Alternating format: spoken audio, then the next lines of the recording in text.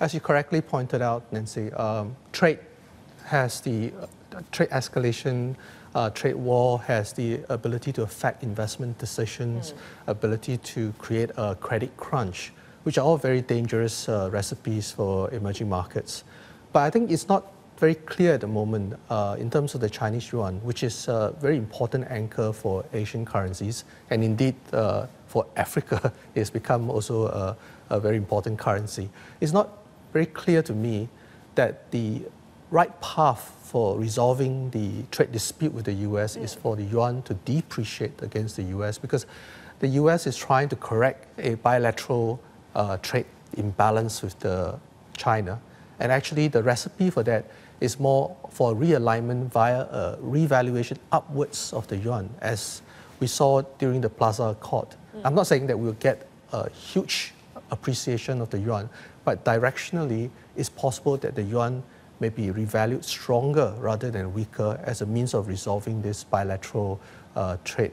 And as we point out, if in fact internationalization of the yuan is the end goal, certainly they don't want to see it fall too greatly here. But this goes back to the issue of the elements that authorities can't control. I mean, if you talk about what's going on with the dollar strength continues to be the story. That's the impact on the EM space we've been tracking as well. But you point out, hey, dollar strength could weaken from here. I mean, it's not always going to be the story, but when do you think that story changes? Well, right now, you have three things that are sort of supporting dollar strength. One, obviously, the Fed still en route to high interest rates. Two, the balance sheet run down by the Fed, which incidentally is the largest holder of US Treasury, more than China. And thirdly, the fiscal deficit that's being drowned out by the Trump tax cuts have caused a crowding out effect for emerging markets that's still trying to fund.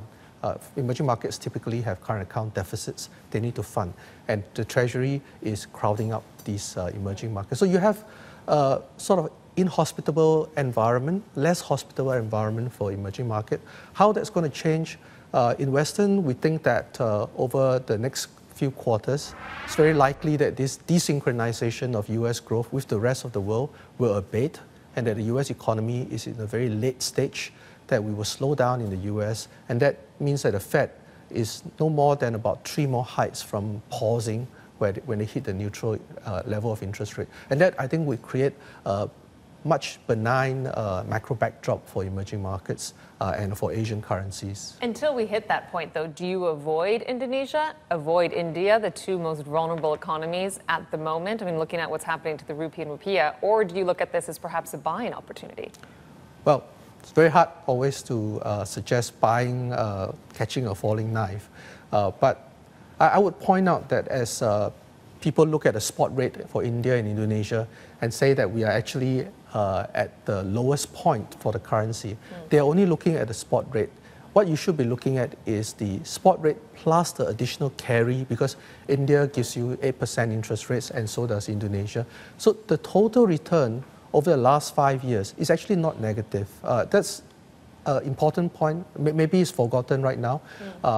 You can't compare Indonesian rupiah today with Indonesian rupiah 20 years ago, because if you add the carry, Indonesian rupiah is actually up 250 basis points, 250% from where it was 20 years ago. So I think to answer your question, I think for investors that are, actually we go back to basic principles, and the basic principle for fixed income, the first and foremost thing that we should want to do with fixed income is to immunize liabilities. And higher interest rates actually allow the investor to immunize better his liabilities. Right? Fixed income is something that you should buy when the price is low, not when the price is high. Something that you should not be looking to make capital gains, but something that you should use to fund your cash flow and your income requirements. Hey everybody, it's Hadley Gamble from our new CNBC Middle East Bureau in Abu Dhabi. Thanks for stopping by. Now to watch more, you can try one of the videos that just popped up on your screen. And don't forget to subscribe.